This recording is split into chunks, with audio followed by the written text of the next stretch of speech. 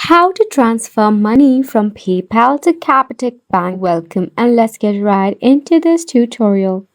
Starting off, you need to launch your PayPal application in your mobile device. Once you have launched it, make sure that it is up to date and you are logged in into your PayPal account. Firstly, check for your PayPal balance and make sure that it is adequate to make a transfer.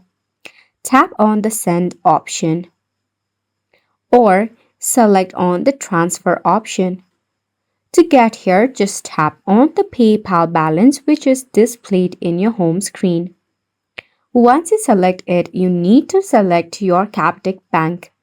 If you have not linked it yet, just tap on Link an eligible debit card or bank. Just enter the details of your credit card that is linked to your Capitec Bank to link with your PayPal. Once it is linked, you'll be able to transfer your money from PayPal to Capitec. If you are using a browser, the process is pretty similar.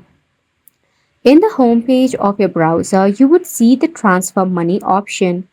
Just click on where it says transfer money.